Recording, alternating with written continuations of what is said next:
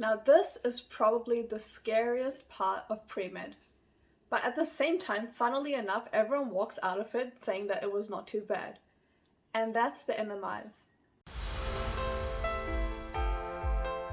Hey guys, so today I'm going to be talking about multiple mini interviews, or MMI, that the University of Auckland requires everyone who is applying for a clinical program to partake in. This is usually held in November after exams. So what is the MMI? So in the MMI, there will be 8 stations. This can be in person or online depending on COVID. And so for each station, you have 2 minutes reading time and 6 minutes speaking time with the interviewer. The interviewer can ask the question that is on your sheet, or they can also ask follow-up questions. The entire purpose of the MMI is to assess the qualities that health professionals require, and I'll put it up here what all those qualities are, but they're also listed in the University of Auckland website under MMI. Out of the 8 stations, each one will assess a couple of attributes, but you don't know which ones they're going to be assessing, and then they'll give you a score out of 10 for each one. So what do you do before the MMI? Or how do I start preparing for it? Well, personally, I started preparing for it in early September, whereas the actual thing is in November. The first thing I did was get a buddy. Now this is probably the most important advice that I can give anyone, because I actually had a buddy, and the funny thing is she was someone I didn't know at all. I just met her randomly, and the great thing about that was if I did this all by myself, I can trust me, I would not prepare at all. I would probably leave it till the last minute and then be stressing out. But because I had someone there, she was a good accountability partner, so we organized to do MMI practice about 2 times a week, and then we kind of increased that frequency as we went. And also the coolest thing was that she worked in a pharmacy, and so there are a couple of questions to do with the pharmacy in the MMI, or ones that I had come across. And so she basically just told me what would be the best kind of response to give based on her experience and how she knew the rules to do with the pharmacy, etc. And I found that just so awesome because she had brought in a different perspective, which I totally wouldn't have known. So yeah, I think by having a buddy, you gain insight into so many other perspectives that you wouldn't be exposed to, just because they bring along with them different values, different beliefs, different experiences that they've had. And as a health professional, you should be able to look into different perspectives. That's a quality that they really want you to have. And that's why I really think that getting a buddy is the best advice anyone could give you in terms of preparing for MMI. But I know that it can be also still intimidating with a buddy to do MMI practice, so the best thing is to just get a couple of questions and work together on a response and how you would attack the question basically. So what would you open it with? What were the 2-3 points that you would talk about in terms of one perspective and then another perspective, and how would you conclude all of this? How would you answer follow-up questions? So when you brainstorm it, if you're working together, it's not as hard. The next thing I would say is use the free resources online. There are so many question banks online that you can just search up on Google and use for practice. Also, see if you can sign up to some free mock MMIs that happen, because there were 2 that I signed up for last year, and they were the one that Women in Health Networks did. So you had to be part of the mentoring program of Women in Health, which is a university club. And so if you're part of the mentoring program, then they do this thing called Interview Intensive, and that was extremely beneficial. If you're not part of the club, that's fine. There is another one that is organized by the free MMI mock. And I would highly recommend at least going for one of these, because they really give you a good idea as to how the actual process will be like, because you'll get a complete stranger who's asking you questions, and you do feel the pressure, but it's a good way to know that if you're really prepared or not. Also, there were a lot of random YouTube videos that I just watched. I can link them down below as well. And so just watching those kind of videos, even though they weren't as again NZ based, they still showed a lot of different perspectives, especially when it comes to ethical topics, and so that just makes you think a bit broadly. One thing I would say you should never do is to memorize your answers. So you can always plan for the questions and think about brief ideas that you can talk about, but never write a full answer to one question and then just memorize it, because trust me, it will come off as a robot. Like, you will not sound natural at all, and the interviewer can really pick that up easily. There are kind of 8 different themes that each station could possibly test you on. They don't have to test you on all the 8 different themes. Some could have double ups, but I'm just going to go through each separate theme and the kind of ideas and how you could prep for them. So the first theme is personal questions.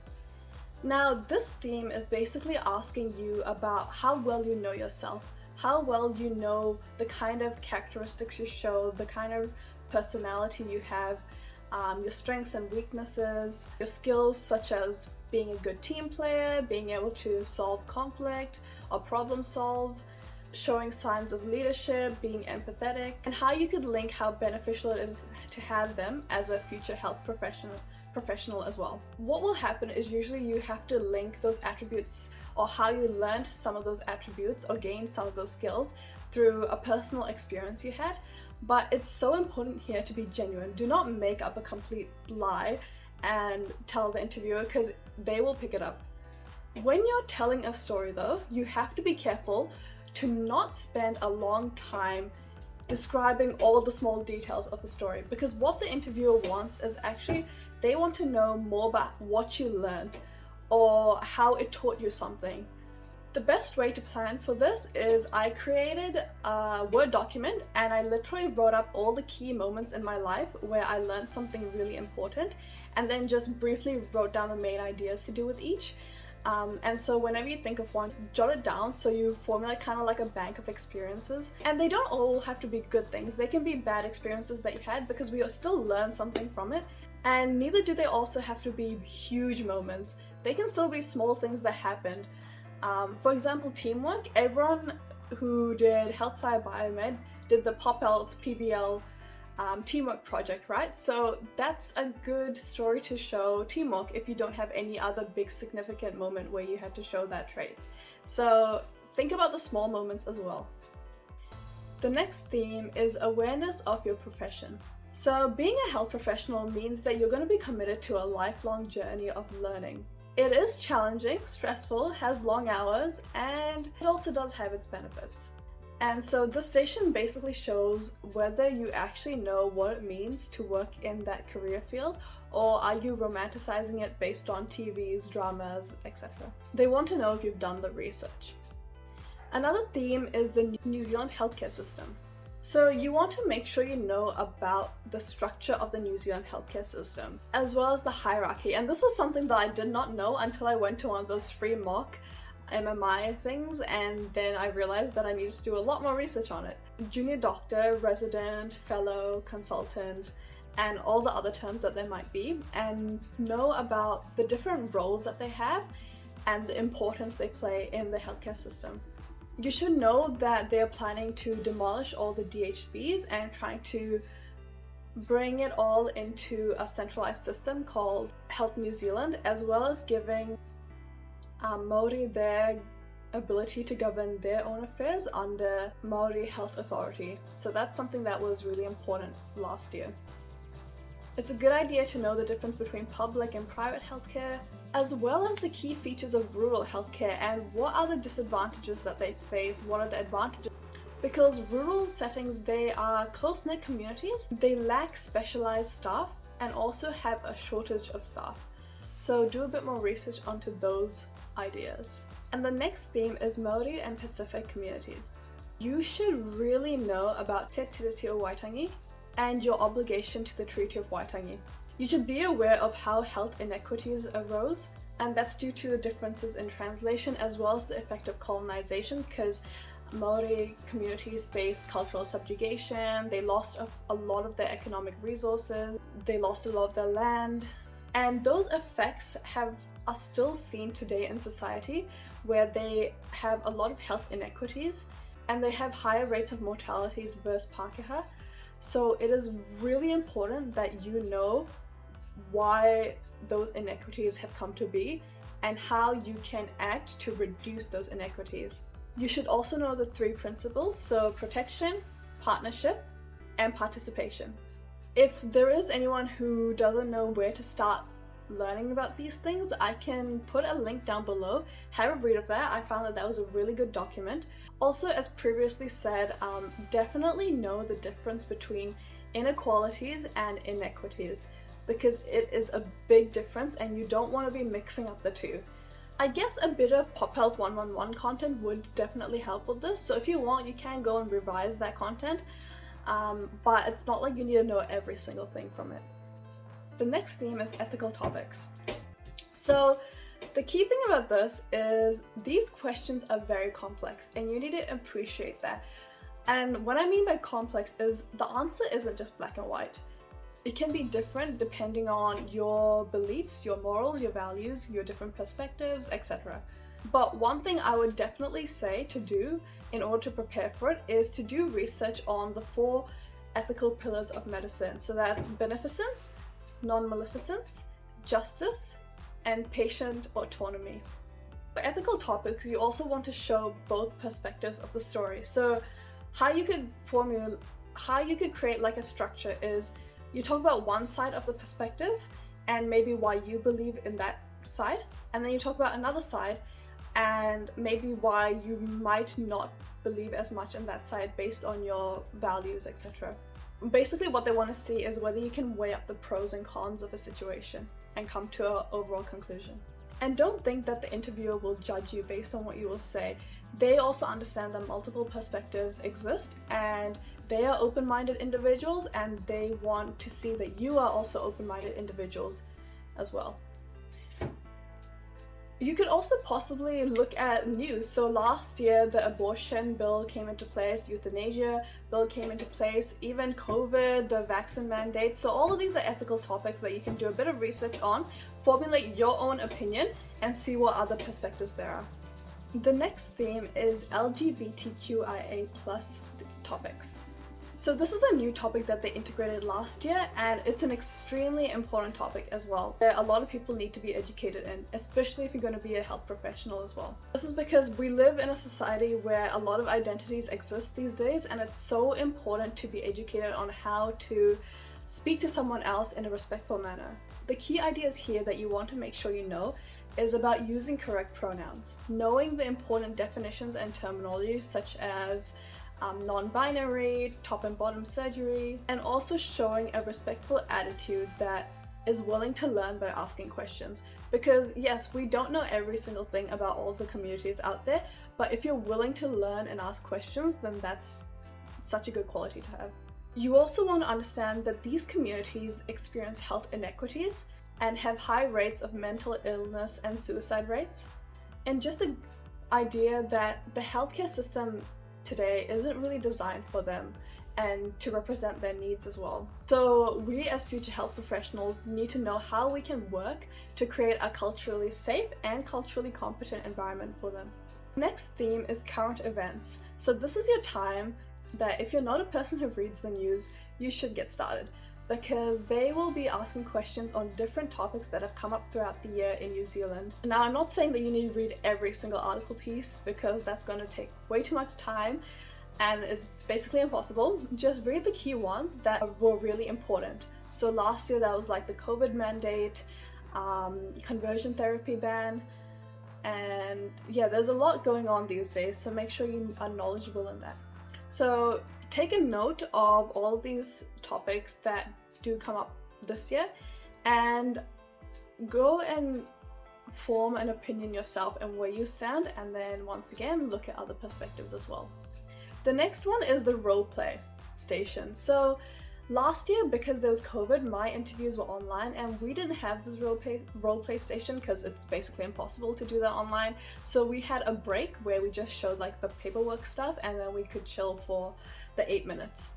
But if you do have it in person, what the role play station is where they get an actor to come in, and the interviewer basically gives you a scenario and they observe how you interact in that scenario, your verbal and non-verbal body language, and just see how well you can handle the situation. So in this one, you want to make sure that you are, one, a good listener, as well as being empathetic, because the situation might be one where a person, they might say that they're your friend and they're really stressed about an exam. In addition, you want to make sure that you're also picking up the cues that the actor is showing, because they also really want to help you to do well, and they'll be giving a lot of cues, so pick up on those. So one of the key cues that some actors might give is, for example, are they looking for comfort from you, or are they looking for an actual solution?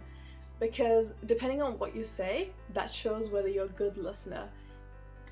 So yeah, just bear that in mind. Those are all the 8 themes that they will most likely pick and choose from. As I said, they don't have to assess you on every single theme. They can repeat 1 or 2 in multiple stations, but it's good to know how you can prepare for each one. Okay, so what should I do during the MMI? Well, in each station, you have 2 minutes reading time, so you want to make the most out of the 2 minutes.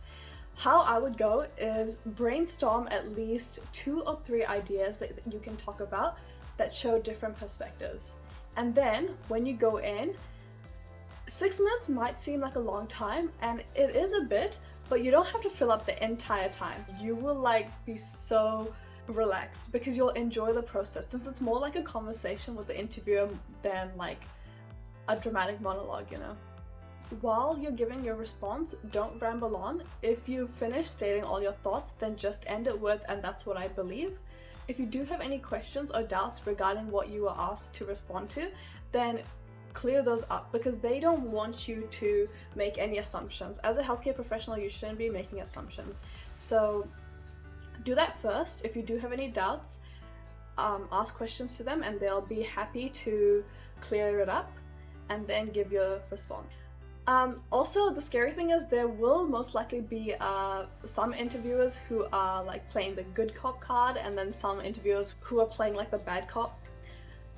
Don't be stressed when you come across a bad cop interviewer, because they're there to see how you act under pressure. When I say bad cop, I mean they don't respond to what you're saying, so they'll just sit with a straight face staring at you. And so they won't be nodding in agreement or anything, and you feel like you're saying the wrong thing, but trust me, they just want to see how well you do under pressure. Just continue as you are, because I'm sure you'll be doing perfectly fine. And then finally, once you've finished at that station, don't forget to say thank you, thank them for their time, and then you move on to the next station. And then after 8 stations, you're done. So what should you do after the MMI, now that everything's done? Well, first of all, congratulate yourself. Literally, biomed is a chaotic, stressful year with so much to do, but you've done it all, and I'm sure you've done a really good job out of it as well as thank everyone else who have supported you through that journey. Now, don't stress about knowing when the results will come for med entry. They usually come around Christmas time, so enjoy your holidays, honestly, because you really deserve that. Just completely forget about med, enjoy the time that you have, and please catch up on your sleep. The amount of sleep deprived people in biomed is insane. But that's basically it, all I have to say for MMI. Good luck to anyone who watched the entire video, and hopefully you found it beneficial as well. If you do have any questions, feel free to reach out to me. I am more than happy to answer anything. And yeah, I will see you guys in the next one. Bye!